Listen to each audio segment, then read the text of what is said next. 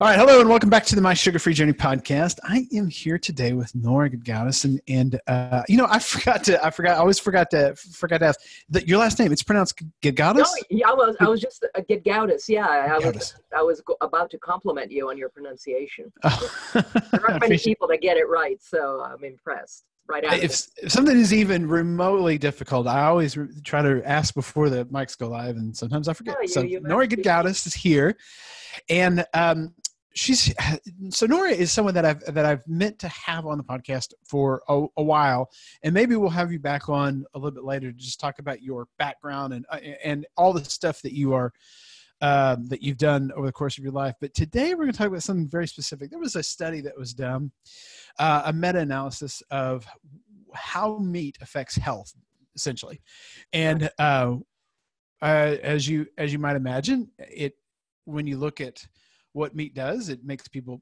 generally healthier, and that when you say that, it makes a lot of people very mad.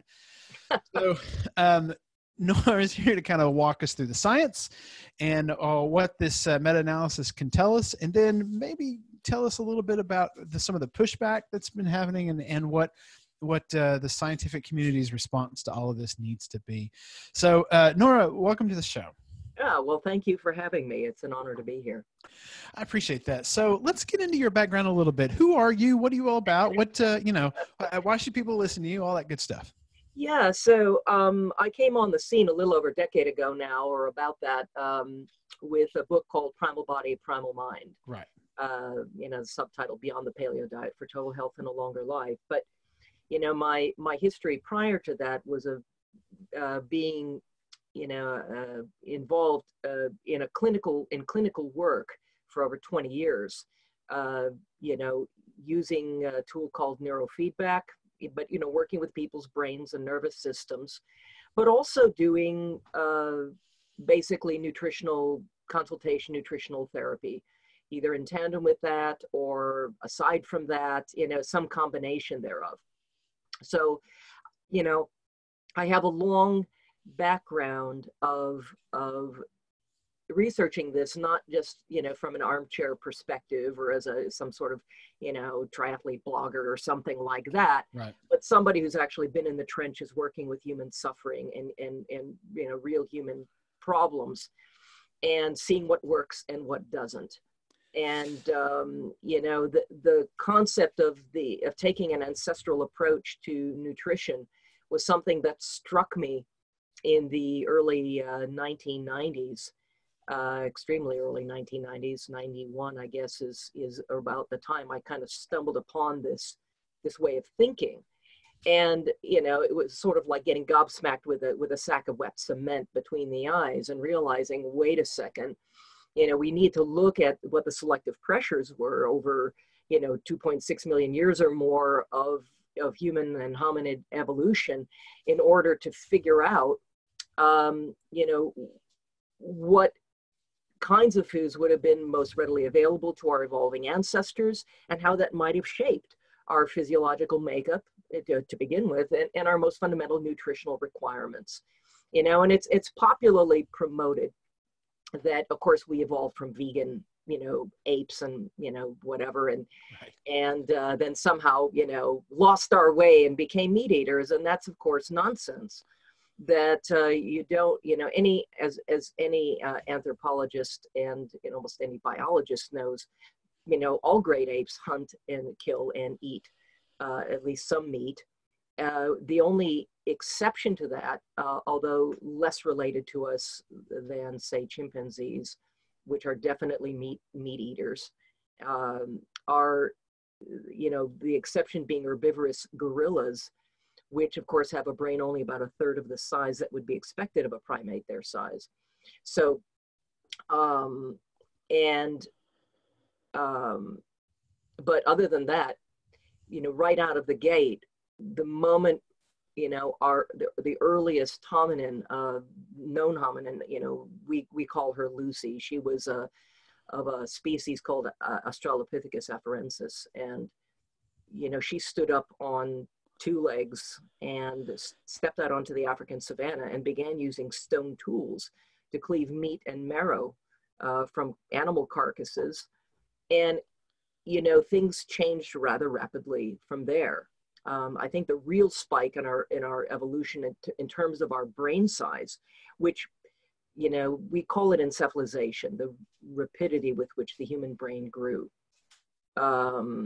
is unprecedented in all of the natural world. And and around the time, that that Homo erectus came along about 1.8 million years ago or so, we already had a full-time hunting economy as an evolving hominin species. And red meat was like the thing. In fact, there's quite a bit of evidence of not Australopithecus, but Homo erectus, ate a lot of elephant meat, which was extremely fatty. And of course, for the last 2.6 million years or so that we've been evolving, people forget that the world was a very different place. In fact, there was a relatively recent paper published. Let me see if I can find this. Early humans evolved in ecosystems unlike any found today. And, we shared the planet with at least 120 more species of megafauna that disappeared in the blink of an eye at the end of the last ice age. But all of which we hunted and we consumed. And guess what? It was all red meat. Right. So everybody watching this is here because their prehistoric ancestors ate meat and animal fat in order to get here. And we don't have any evidence whatsoever in the fossil record of vegetarianism or veganism. Nowhere. Right. So the thing that interests me most about your story is because you were such an early adopter to this way of eating. But most people who were in those early days, you were looking at physical health. You were looking at, being able to do whatever kind of athletic endeavor well. The idea that health, your diet would improve your brain chemistry. I mean, that's a fairly unique idea today. 91, it was, that had to have been almost non-existent. Well, how did you make that leap? Well, last I noticed, most people's heads are screwed onto their bodies, right? The idea that physical health and mental health are somehow separate issues is a myth. Okay. Mind-body connection is a myth. The brain is part and parcel of the physical body. And, so, we need to understand right out of the gate that the brain is a big, big part of all of this. But it's also sort of interesting when you look at the fact that, our human brain isn't just different from our other primate ancestors in terms of its size, but also its sophistication and its morphology and its composition. So the fatty acids most responsible for our unique human cognition, and this is different than from other primates, include these 20 and 22 carbon fatty acids, arachidonic acid and docosahexaenoic acid, both of which are found exclusively within the human food supply in animal source foods, and specifically meat, and and also to some degree fish. But you don't see too many pictures of fish, paintings of fish on cave walls, right? Right. We didn't get here. We didn't develop the large brains we have as a result of eating a whole bunch of fish. And even in the Mediterranean region, where, the Mesolithic, humans during that time period, around the time of the transition at the end of the last ice age, were in the Mediterranean region, where you would have assumed that there would have been a lot of easily gotten seafood and that would have dominated the diet. The research still shows that there was a preferential, pursuit of the meat of very large herbivores. Giant aurochs were majorly on the menu around that region. So we're definitely going to touch on that a little bit later, because it's one of the things this study showed, is that it was red meat, not necessarily seafood. And so, that's something that was a little surprising to me, and it's probably a little surprising to a lot of people, because people think of seafood as being, kind of uniquely healthy, and especially. Well, it used to be, right. but that's a whole other story. But there's nothing intrinsically wrong with seafood from the standpoint of its composition, but that's not what made us human. Right. And it wasn't cooking either. It was animal fat that ultimately made us human. That was the most consistently available dietary component that we pursued as an evolving species over 2.6 million years. We didn't, you didn't need fire in order to make use of dietary fat. Right. And dietary fat was the most consistently sought after food. And even Weston Price discovered that, which he was looking at Neolithic cultures that were much more recent, in the 1920s, 1930s. But ultimately, the same thing has been true of all so-called primitive hunter-gatherer populations, what he called primitive hunter-gatherer populations, that he was able to study. And it's consistent with what we know from the stable isotopic evidence that's been analyzed at the Max Planck Institute of Evolutionary Anthropology in Leipzig, Germany. Hundreds of studies of stable isotope, analysis, showing what humans actually were consuming throughout our history. And one thing that pops up again and again, that surprised even me at the time when that research first kind of came to the fore, was that humans were not only carnivores, or very high level carnivores, we were actually higher level carnivores than other predators, like saber-toothed cats and wolves and foxes and bears and other predators that we co-evolved with. And I think this is best explained by the fact that we had the kind of technology we developed, through our pursuit of fatty foods. And if you look at, there's an amazing Israeli anthropologist by the name of Mickey Bendor, who wrote an astonishing paper called Man the Fat Hunter. And he was able to, basically prove that time and time again, the one food we selected for as hunters, more than anything else, was fat. Weston Price's work showed this. It comes up again and again. It's just that throughout the vast majority of our evolutionary history, we had much larger animals that we were able to hunt pretty consistently for that. Now, wolves, bears, and foxes were not necessarily easily able to bring down something like a woolly mammoth, but we had developed a high enough degree of intelligence, and enough encephalization had occurred by the time we became, full-time hunters, that we had developed, tools, weapons, and sophisticated hunting technologies in order to be able to bring these animals down and make use of them. And we gobbled up, everything from trunk to tail on some of these huge herbivores. Now, part of what some of your listeners may not know about me is that I also spent a whole summer of my life living less than 500 miles from the North Pole with a family of wild wolves, and I was able to observe wolves hunting their natural prey. And something that I've spent quite a number of years actually, working in the realm of wildlife science and studying the hunting, patterns of carnivores and things like that, and wolves in particular. And one thing that's intrinsically true about what most wild carnivores is that they tend to go after the old, the sick, the weak, the very young in their hunting strategies, not because that's the kind of meat they prefer, but because that's what's easiest for them to catch. They're opportunistic. Right. On the other hand, we, as human carnivores, we were uniquely endowed with a degree of intelligence and, opposable thumbs, right? And a certain level of sophistication in our technology to be able to be more selective in our hunting habits.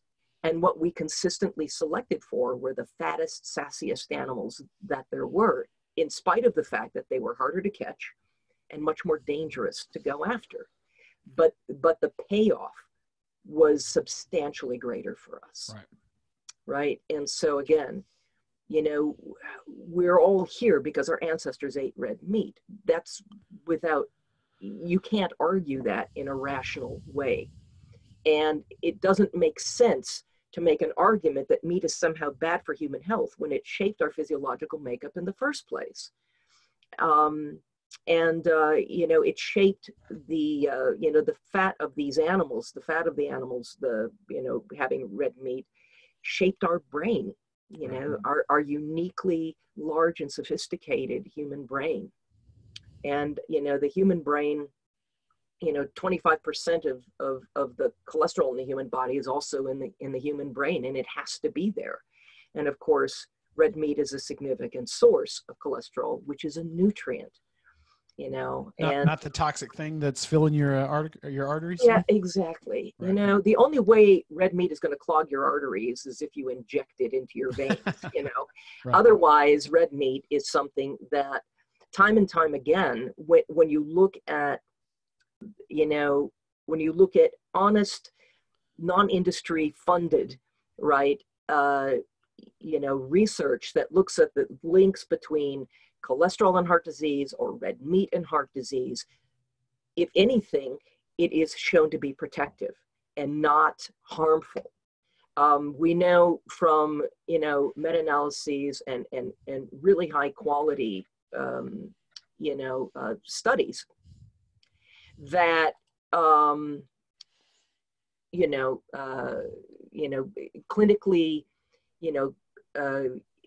clinical studies, controlled trials and things of that nature, that the higher your serum cholesterol, including the Framingham Heart Study, told us that the higher the serum cholesterol, the lower the mortality, not just from cardiovascular disease, but from quite literally anything and everything. The Framingham study, especially to me, was very troubling when I first heard about that, because it sure seemed like we had evidence that cholesterol was good, 50 years ago, 60 years ago.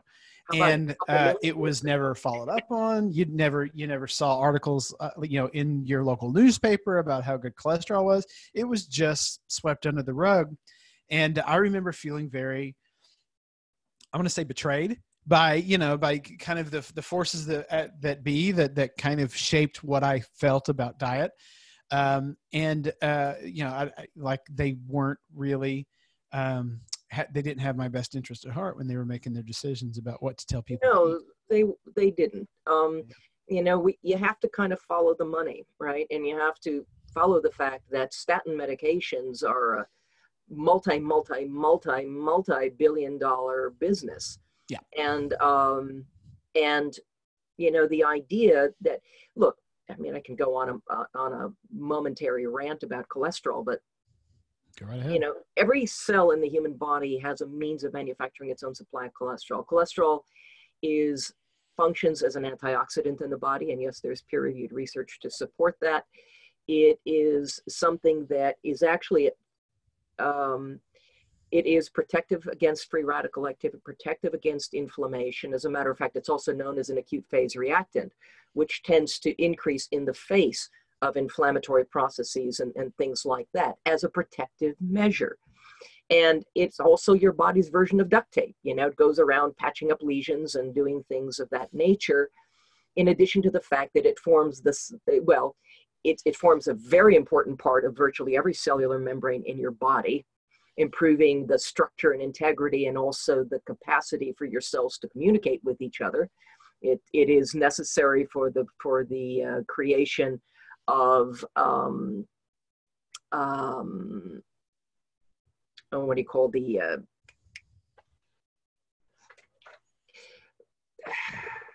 I'll get to that.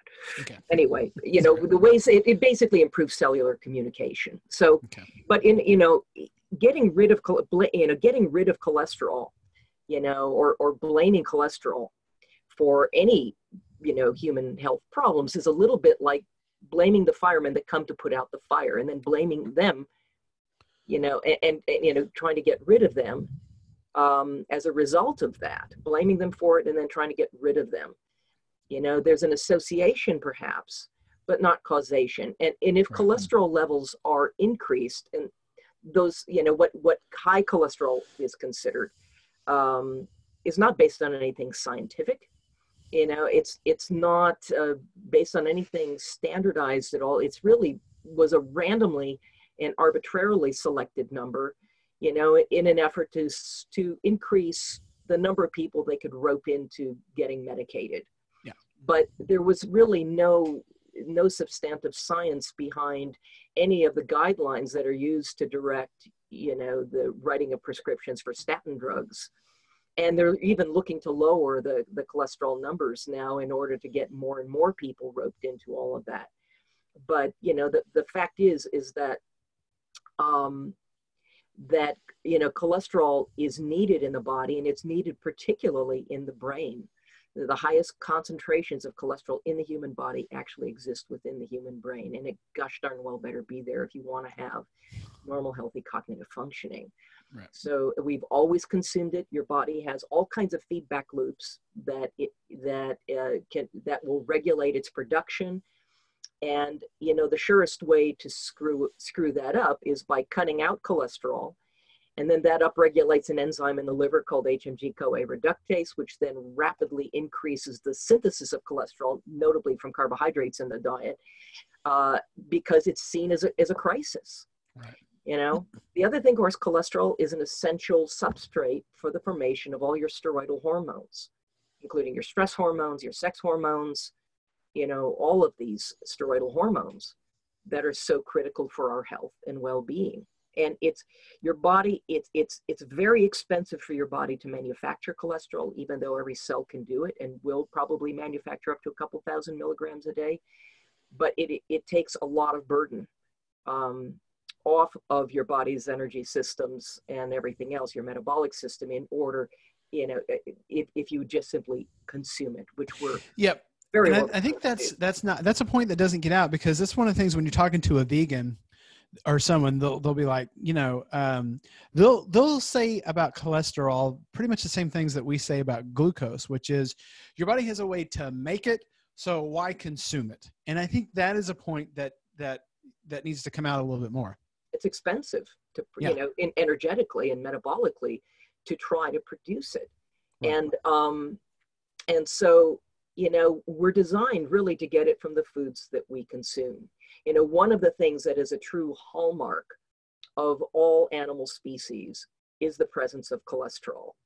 They discovered a couple years back the oldest animal ever, and it was like, a couple billion years old or something like that. They found this fossil, and they found traces of cholesterol, and that's what confirmed that it was animal life. It is a hallmark of animal life. Plants don't contain cholesterol. And look, there's zero evidence as I said, the human fossil record just suggests that we were ever vegetarians, much less vegans. Mm-hmm. Weston Price looked for that. He looked for cultures that were vegan cultures, and he couldn't find them anywhere, and he was disappointed. But there were two things that he discovered, and this was a man who traveled 100,000 miles over a period of 10 years, studying the diets of all of the, what he called then primitive and traditional societies that were still kind of doing things the old way, the way our ancient ancestors had done. And what he found was superb health in people who had not yet adopted a kind of a westernized dietary approach. And they had extraordinary health and freedom from disease and excellent dentition and excellent skeletal structure and all of that good stuff. And, he was studying everything from Aboriginal Australians to people in the jungles of Peru to, native North American and Alaskan and Inuit, tribes. And, he went all around the world, Africa, wherever. And one of the things that a lot of people tried to take away from his work, including some of his biggest fans, was that, well, just eat real food and it's all good. But he was smart enough to ask a question, because of course there was a great deal of dietary variation in all of these different people groups that he found that had superb health and freedom from disease, both physical and mental disease. And he asked himself the question, what did they all have in common? What did all the healthiest people groups I studied have in common? The first thing they all had in common, without exception, was that none of them were vegetarian or vegan. They all ate as many animal source foods in the greatest variety possible that they could. And the number two thing that he found that was universally true of all of the healthiest people groups he studied, that the most important foods in those cultures, the most venerated food, the most sought after food by far, were those highest in fat, namely animal fat and fat soluble nutrients from animal source foods. And that therein, lies the foundational scaffolding, if you will, in my mind, of what is true for literally every human being in terms of foundational health. And upon that, then you can start to layer on nuance. There is bioindividuality, but what we need to understand is that all of us are, genetically speaking, evolved from hunter-gatherers, and people groups that were mainly hunters throughout the entire of our evolutionary history. And that as a species, we are much more alike than unalike. And what defines us as a species is not our differences. This whole bioindividuality, this everybody's different thing. Well, veganism is good for some people, while, carnivore diet's good for others, and yada, yada, yada. No, that's not, I just want to start ripping my hair out of my head when I hear that, because it's ridiculous. Mm-hmm. What defines us as a species is not our differences. It's those things that we share in common. And yes, we may all have fingerprints, but we all have fingers. Right. And there is a fundamental human diet that we are designed to consume. Look, there's not a single person watching this that is designed physiologically to extrapolate or to extract all the nutrition their body requires from plant source foods. There isn't anyone watching this that has a ferment, unless it's, unless you have a pet goat watching this with you. But there's nobody watching this that has a fermentative-based digestive system. Human beings have a hydrochloric acid-based digestive system, which means that we're designed to extract the bulk of our nutrition from animals that have done the hard work for us in synthesizing those nutrients, right? Only about 20% of the human digestive tract is devoted to fermentation. Now, when you look at the animals that are actually designed to eat a plant-based diet, let's look at a cow, just as an example. I mean, what do you see cows doing all day long? Their faces are in the grass. They're all day long. I mean, all herbivores do this. They eat from the moment they wake up until they rest.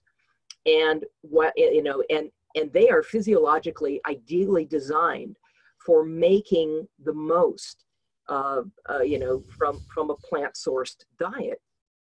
And they do this by, eating all day long, and then having all the fiber that they're consuming and everything, all the plants they consume, transformed by the enormous vats of bacteria in their huge guts into the actual nutrition that they then absorb. And that sometimes have to go, ruminants, of course, go through several cycles of, regurgitating it up and re-swallowing it and whatever, and it goes through several cycles, and they have 4 stomachs for this, and in the end, it's sort of interesting that even ruminant animals derive actually 70% of the calories in their diet from not carbohydrates, but short-chain saturated fatty acids from the bacterial fermentation of all the fiber they consume all day long. So really all large animals are designed to rely on fat as a primary source of fuel, I make the argument for. But in the case of us humans, because we rely on the fat of the animals that have synthesized these fatty acids for us, we're designed to get our fats from a much greater variety of much more sophisticated composition that has allowed for the unique development of our, uniquely large and sophisticated brain. And, you know, again, we're meant to get our primary nutrition from the most nutrient dense foods in the world, which are animal source foods. And, you know, it's the only thing that makes any rational sense at all. So if everything you just said is true, then when we look at the science and how meat affects broad populations of people, we should see mostly beneficial effects. And that's And the we do. science that was just done. Right, exactly. Right. That So let's talk meta-analysis about that study, and what that was. right. So that meta-analysis study was, you know, it was published in the Annals of Internal Medicine this last month. And it was a group of I believe, 16 international scientists through McMaster University. And really, you know, they literally, the study looked at, you know, in multiple systematic reviews. So a meta-analysis study isn't just one study, right? We're looking at multiple studies that actually included millions of human participants, not mice, which are little right. herbivorous rodents that don't even have gallbladder, or rats don't even have gallbladders. You know, rats are used a lot for these kinds of studies. And all these I have to say real quick that was one of the most powerful things about, I don't know if you listened to when Dr. Joel Kahn and Chris Kresser debated on the Joe Rogan podcast. Every time Joel Kahn had a study that showed this, Chris Kresser was able to come back with a meta-analysis that showed the exact opposite. That when you look at a broader base of test subjects, you know, you saw proof for an omnivorous diet as opposed to a vegan diet. Right, and what you want to look at is not like meta-analyses, epidemiological studies, right? Right. Which is, you know, just sort of looking at kind of generalized, you know, like diet questionnaires and whatever else. I mean, epidemiological studies are anywhere from 0 to 20% accurate, which means they're 80 to 100% inaccurate. Right. Exactly. And this is what, you know, vegan groups and these studies like the Eat Lancet, you know, Harvard Eat Lancet study headed up by Walter Willett, who himself is a vegan and funded by vegan interest groups. Right. You know, that's what they're relying upon. And it's nonsense. This actually relied upon actual systematic reviews of human beings, millions of human beings. And it looked at all of the available evidence, just, you know, and by the way, there were no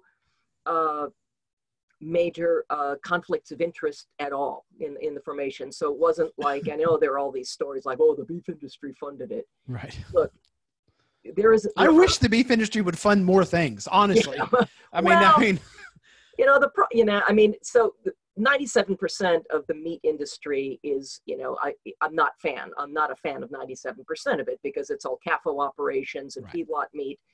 You know, really a very small percentage of meat is produced in a way that is sustainable and healthy for the planet and for human beings. And so we need to take them to task on that. And I'm happy to stand alongside vegans and complain about the way most meat is raised. But even in light of that, this study really wasn't showing any meaningful association, any meaningful connection between the consumption of red meat from any source and, you know, the health problems that it's purportedly is responsible for. The evidence just simply is not there. And if you look at this from a rational scientific standpoint, from a rational standpoint, from how our human bodies are designed, right? From the way our brains are designed, from all of the available fossil evidence from our evolutionary history and the stable isotopic analysis of our you know, prehistoric ancestors, and you know, you start connecting dots from all the places there are to connect dots from. It makes zero sense that red meat would be problematic for anybody. Right. But you know, I make the case that we really do need to be, you know, looking at, look, the health of the meat and fat we consume really does, in large measure, correspond to the health of the animal that meat and fat came from. And we need to increasingly take a look at the way our meat is being produced. And if people are concerned about animal welfare and the environment, well, then this makes an additional argument for why we need to put ruminants back on the land, Right. and allow them to eat what was natural for them to eat in fresh air and sunshine, the way nature intended. For tens of millions of years before humans ever came along, ruminants blackened the landscape on every continent on Earth. And, you know, we had extremely healthy, diverse ecosystems the world over. It wasn't, you know, we weren't having like overgrazing problems and the desertification like we're seeing over 2/3 of the planet now. Right. That issue is happening because we have taken ruminants off the land and we've concentrated them into pens and buildings and whatever else. And then we start feeding them, you know, the kinds of foods they were never designed to eat, and neither were we. Grains and legumes and, you know, all of this sort of a thing from monocrops, which are really the source of the greatest environmental devastation that humans have ever wrought on the planet. Nothing has ever been worse for our soils or the planet than agriculture, and particularly monoculture agriculture. Right. Well, I don't think anybody that listens to this podcast would disagree with you on that. But Yeah. I want to go back to the actual study that was done, the meta-analysis, because it didn't have so much to do with land health, but as important as that is, this was more about human health. And what did this study show us? It showed us that in all of the systematic reviews done, all the meta-analyses done in this study with this international team of scientists, no evidence could be found that red meat in any manner, shape, or form was causative of a decline in human health, any kind of, you know, human health issues, cardiovascular disease, cancer, or anything else, right?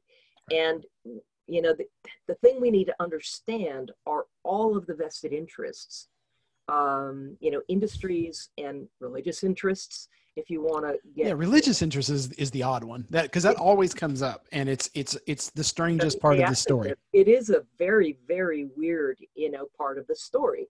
Mm-hmm. Anybody who is interested in really looking at what the history of the promotion of vegetarianism and veganism is needs to run and not walk to Gary Fettke's website. isupportgary.com, I believe is his site, and just look at just the mountains of evidence there that it was, you know, the interests of the, you know, the founder of the Seventh-day Adventist Church, you know, Ellen White, mm-hmm. you know, decided at some point that, oh, you know, meat gives you cancer and meat is unclean and nobody should eat meat, and, you know, plant foods are next to godliness and all this sort of thing.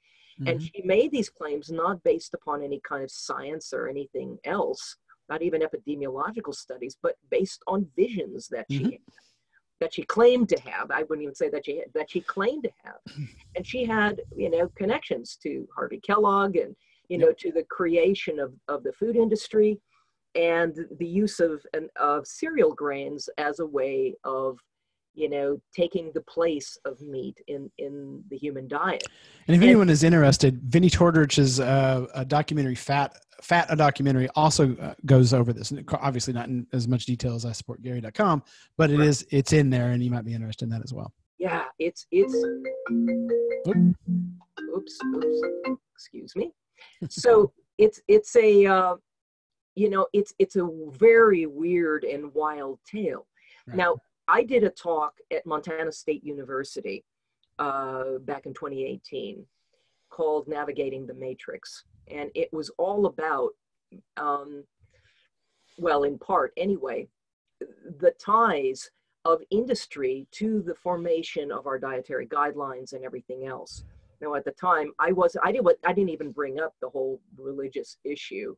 You know, Gary Fettke has just done an expert job of that in a way that's, you know, and all of the, you know, the life sciences foundation, what is that called?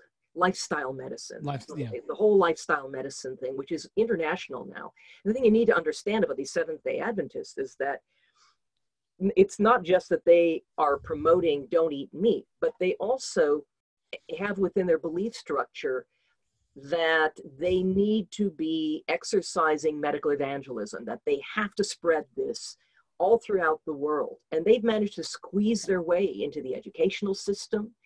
I mean, there are schools right now that they are in control of in the UK and in France that are not only changing the diets of children to vegan diets in the school systems, but also preventing them from being able to even brown bag in meat products. Right. Right. It's genocide. If ever there was a population group that needs the nutrient density that meat and animal source foods provide, and of course what we call meat, it's not just about steak and chicken, folks. We're talking nose to tail. Right. If you want to talk about the world's ultimate superfood, it's not spirulina, it's not sachinichi oil or camu camu or whatever else, or even turmeric. It's liver.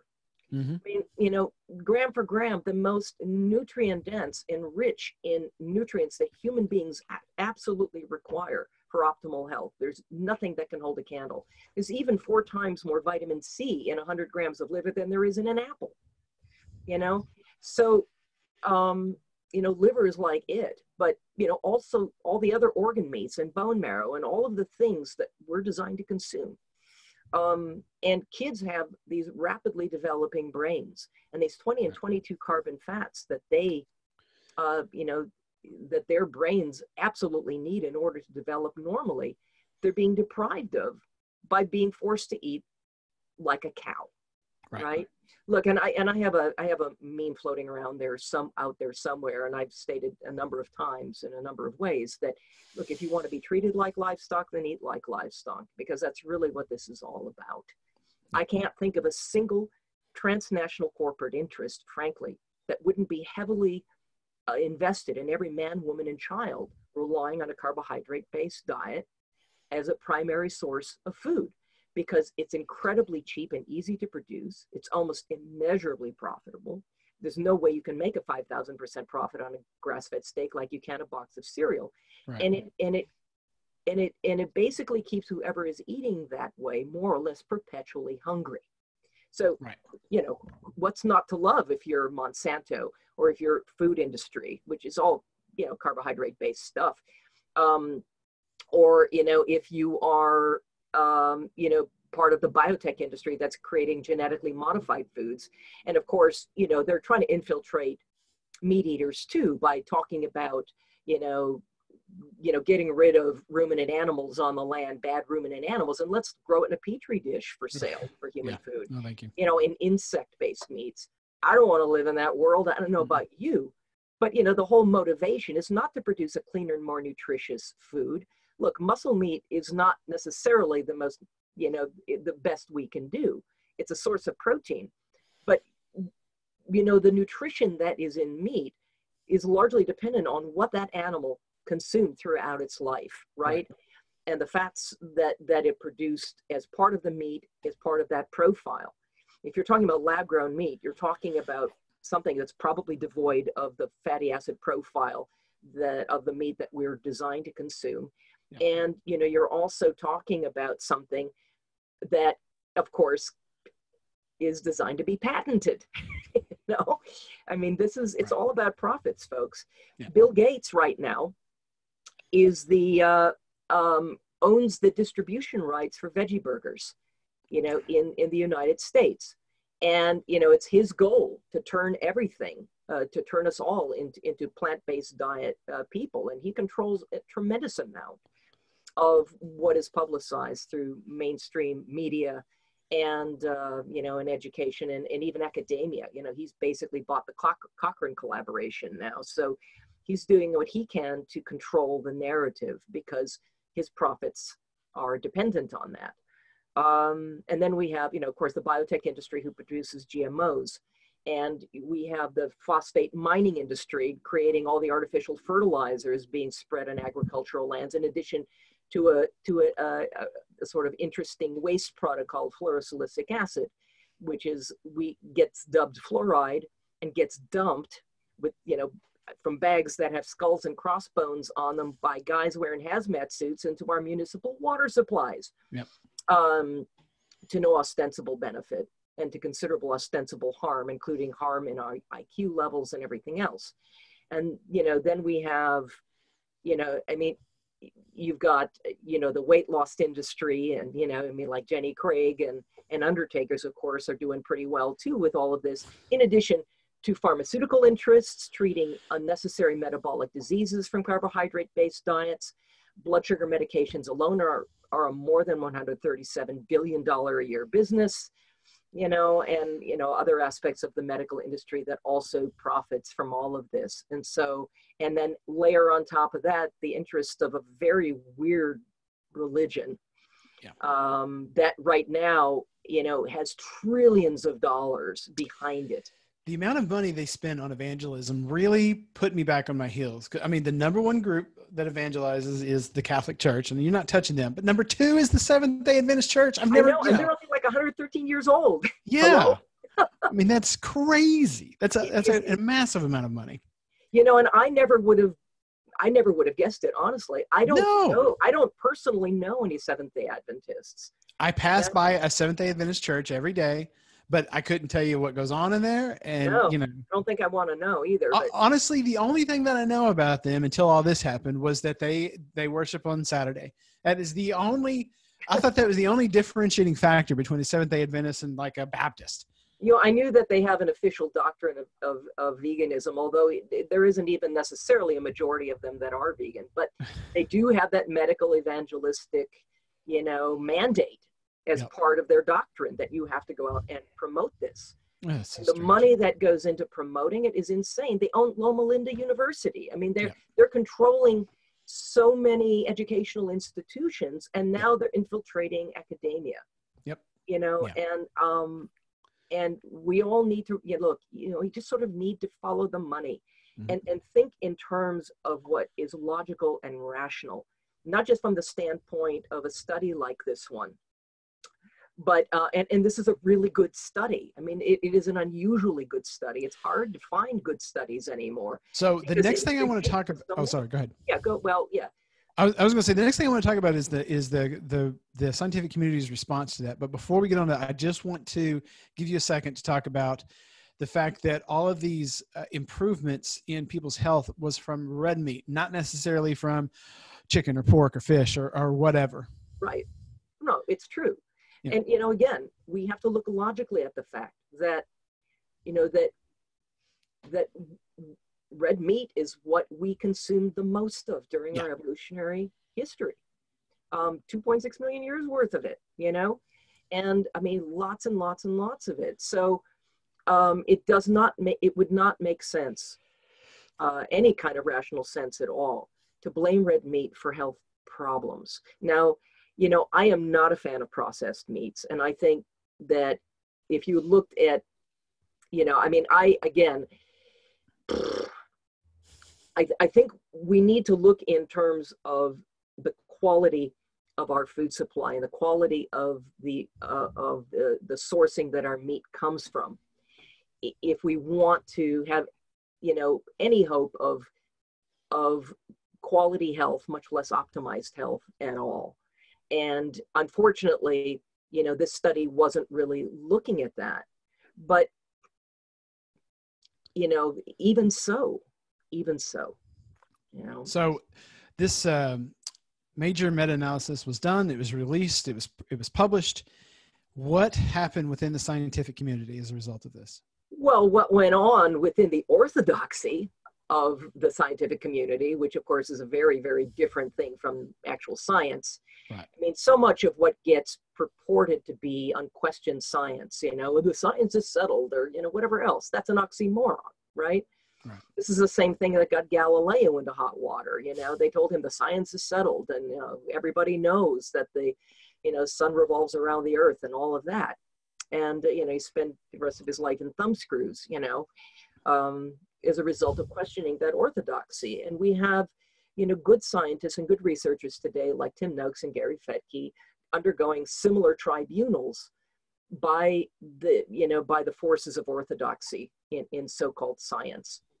The Canadian, medical doctor that was, responsible for, that kind of headed this group of this McMaster University study said, the blowback was quite literally hysterical. There wasn't anything rational about it. Right. And, you know, it's, you know, there was this Washington-based doctors group that said, oh, you know, you got to retract the work because it supposedly promotes physical harm to people who follow its dangerous advice. It's like they didn't even read the damn paper, you know? Right. And, you know, it's all an entirely predictable. I mean, I could have told you that was going to happen.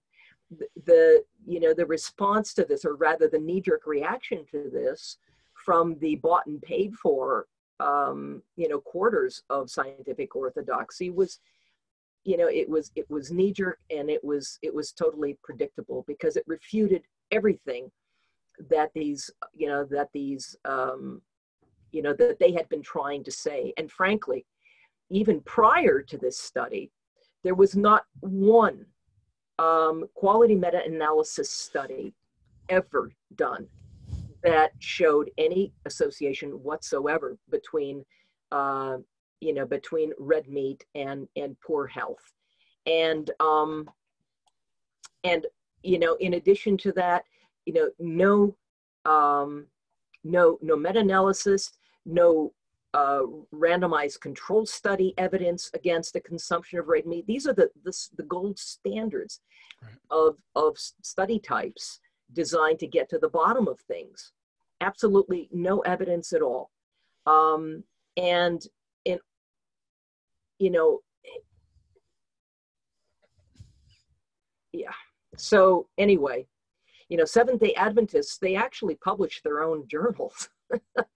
And, you know, there are people operating within those journals that write these articles, call them peer-reviewed, approve them for publication, and then these articles get widely published, yeah, you know, throughout, you know, they get widely referenced in a lot of the popular vegan books and a lot of the popular vegan propaganda films. You know, we have to ask ourselves, where are these extremely well-funded vegan propaganda films, which, you know, there's more of now than there's woodwork for them to ooze out of? Where's all this coming from? You know, hiring blockbuster producers like James Cameron and celebrities like Joaquin Phoenix and Leonardo DiCaprio. You know, it's not like the American public is clamoring for these kinds of films. Right. Where are they coming from? There's a new one that just came out, and it was Game Changers. No, I mean, there is that one, which is another just a disaster and a ridiculous film. But there's one called Time to Grow, I think it is. Okay. And it was not necessarily blatantly promoting veganism, but it was a subliminal thread throughout the film. And they were talking about how we can regenerate the soil. And there was an interesting story about a guy, this brilliant, you know, technical guy who developed a kind of a closed system using algae and whatever else, and found that, you know, he could do things that would help regenerate soils that, you know, in a very, you know, rapid period of time. And of course, it was an interesting enough story, but then, you know, they spent like a third of the film with this little girl who was trying to, you know, to petition the Girl Scouts of America to sell or to change to non-GMO Girl Scout cookies. And it's like way too much energy put into that one. It's like, right, look, you can take the GMO out of the Girl Scout cookies, and I'm sorry, I mean, Girl Scouts are great, but cookies are crap. You know, it's sugar, it's gluten, it's whatever other additives and preservatives are in that. You know, I've often said that a non-GMO, low carb, you know, keto and paleo friendly, no MSG, you know, box of brownie mix is still a bunch of crap. Right. Right. It's not food. And so I wrote them and I said, you know, your film was supposed to be about soil regeneration, and not one word was given to the work, you know, the proven work being done on every continent using ruminant animals in a manner that helps to restore natural systems. And it's been proven time and time again to not only regenerate the health of the soil in a very short period of time, but also restore healthy watersheds, and also provide a superior source of nutrient-dense nutrition to vast human populations to whom agriculture is not available. Right. And you know, they wrote me back and they said, well, you know, we just wanted to have a plant strong message and this and that and the other things. And that whole thing was basically produced by Ocean and John Robbins. Okay. So, you know, we were big proponents of veganism. So it was like veiled propaganda. Right. You know? Anyway. So are the McMaster Institute, they have plans for a follow-up? Do you have any insight into what's next for them, or? I don't have any insight into I think they're, you know, they're basically struggling, I think right now with a lot of blowback. There's a lot of attacks. I'm sure. You know, they're being accused of all kinds of things that simply are not the case. Right. If somebody wants to bother to actually look at what their research showed, instead of trying to accuse them of taking, you know, meat industry money or something like that, they really don't have an argument to stand on based on the scientific data that study produced. And, you know, that's the whole issue. You know, there's another side of the equation too. And I wrote an article about this on my blog, which is, you can find at primalbody-primalmind.com. I talked about the red meat study, and then I talked about the blowback happening as a result of that.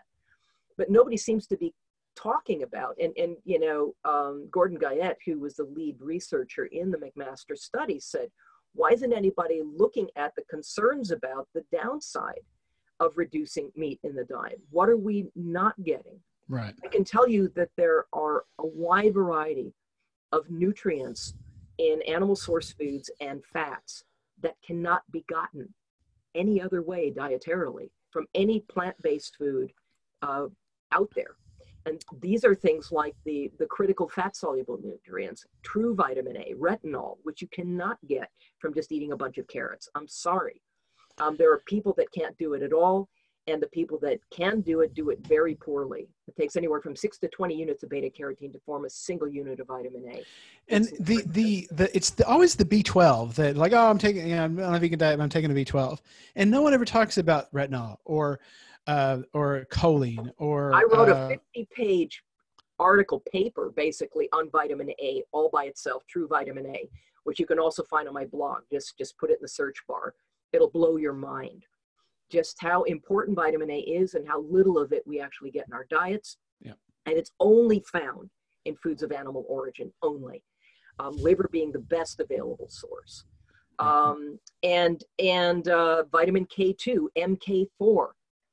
The only form of K2 found in the human brain, the only form of vitamin K found in the human brain is MK4, which is found exclusively in the fat of animals allowed to eat a diet that's natural, pastured fats.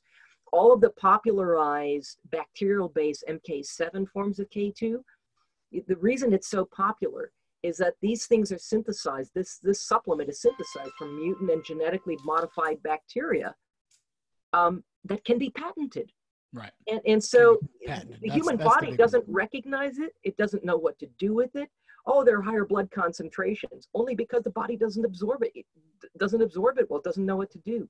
The only form of vitamin K2 that the body, that is allowed to pass through umbilical blood into a fetus is MK4. MK7 cannot pass through, umbilical blood.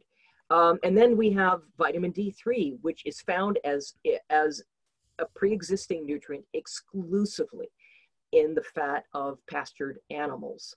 And, D2, you'd have to eat 3 kilograms of sunshine-grown mushrooms in order to get, enough D2, and then you would need to be able to, you would need to have the cholesterol right. and a lot of sunlight in order to convert that into D3. Right. You're not going to get your vitamin D from plants. I'm sorry, you're just not. And then, there are substances like L-carnitine and substances like carnosine and CoQ10 and glutathione. Both actual glutathione and the components, the amino acid components necessary to synthesize glutathione, are found almost exclusively within animal source foods and really high in red meat. Our best source of minerals. You can't absorb minerals unless you're producing hydrochloric acid.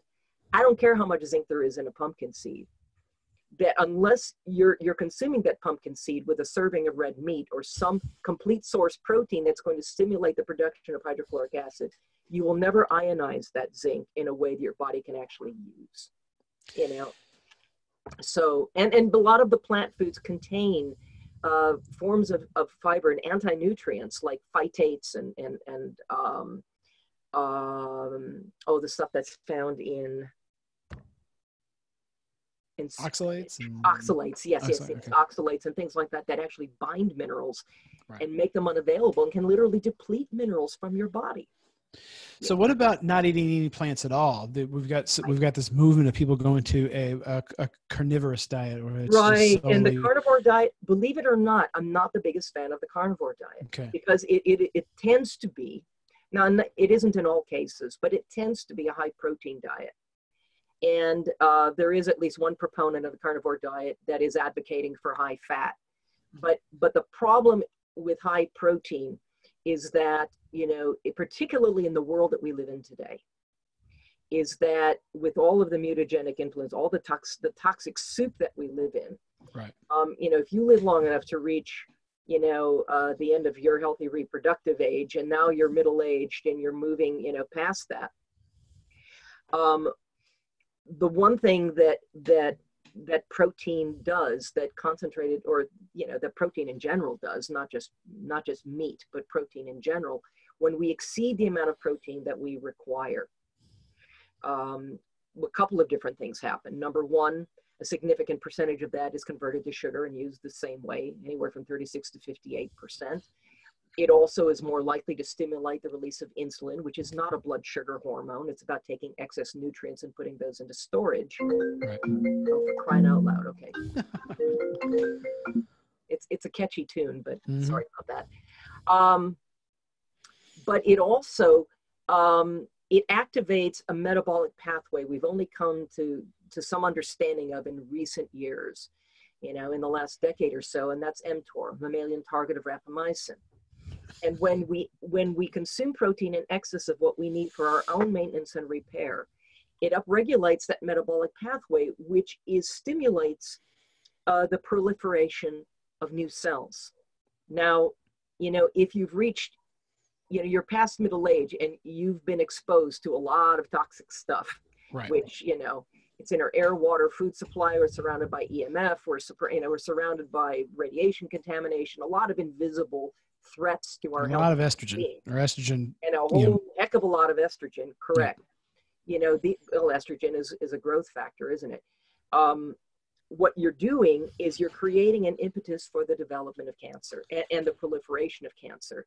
The other thing is that mTOR is involved heavily in every major cancerous process known. It's actually a bigger problem than sugar in the end.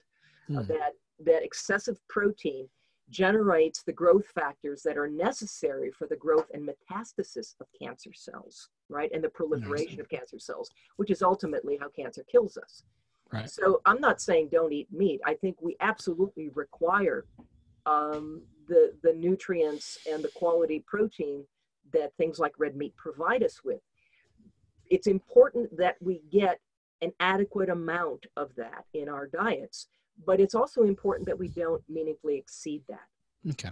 And so if we want to live, you know, a long and healthy, hopefully cancer-free life, that protein moderation becomes more important. And so the whole carnivore basis, you know, the whole carnivore diet thing, look, they have no argument from me insofar as that's how we evolved.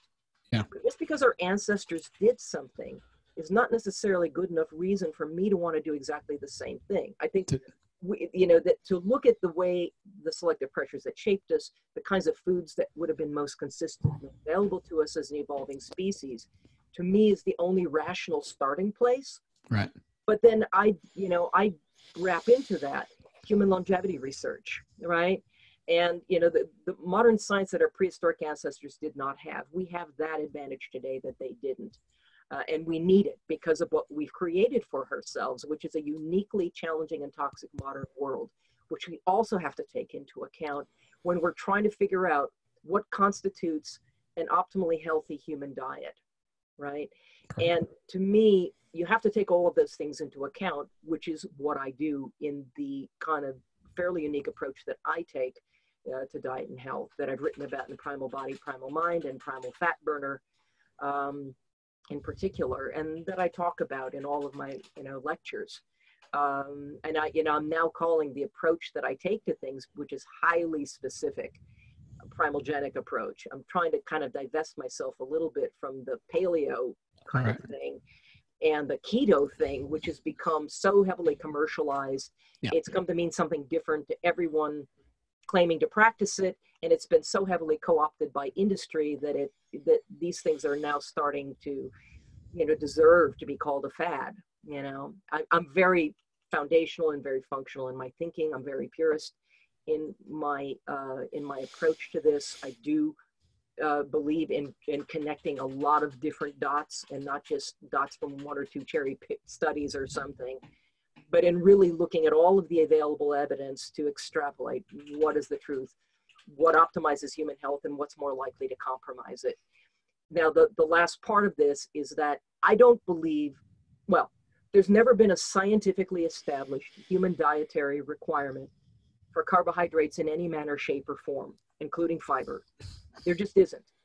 There have been plenty of human people groups throughout history, and even people groups that have been studied, that ate diets where there were ostensibly no plant foods at all. We can do everything. We can get every nutrient we require from animal source foods. Where I make this case is that for some fibrous vegetables and greens being a part of our diets in a variety of forms, cultured, fermented, raw, cooked, whatever, is that they, at the very least, they help improve our dietary diversity. They can also provide us with a little extra bulk that can, when you're moderating protein and you're relying on primary fat calories, it's nice to have, maybe some veggies on your plate to add to the bulk just for the satisfaction of that. Fiber, has its pluses and minuses. We don't have dietary requirements for it, scientifically established dietary requirements anyway. But the dietary diversity that a variety of plant foods can afford, and it's important to eat a variety of animal source foods and organ meats and whatever as well, and tissues.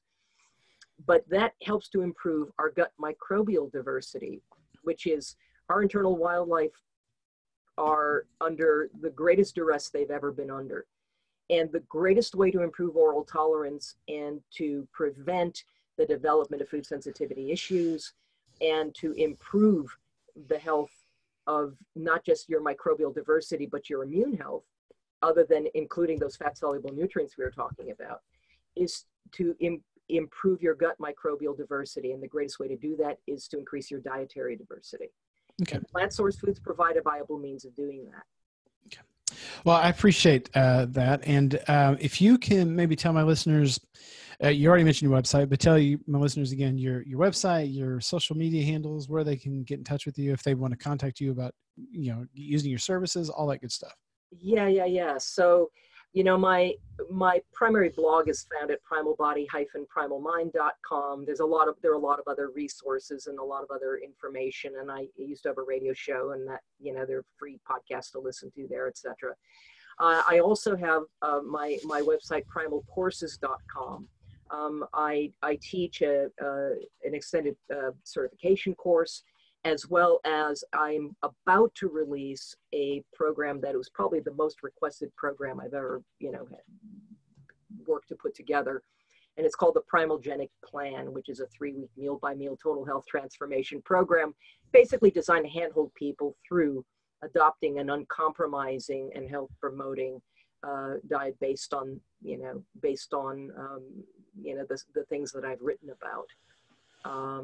Basically a fat-based ketogenic approach that's designed to optimize foundational human health, right? And so, and that's going to be coming out, probably within the next month or so. Okay. Well, that'll probably be right around this goes live. So we're going to put links to all of that in the show notes. You guys can find that at mysugarfreejourney.com/podcast. Nora, thank you so much for this. It was incredibly informative. Oh, well, I'm glad that that you feel good about that. And yeah, I feel like I'm just getting warmed up. I always talk like an auctioneer because there's far too much to get through and not enough time. But There is, there is a lot. So yeah, yeah, thanks. anyway, I appreciate it. And those of you that are listening, hold on. We'll be right back with some more information.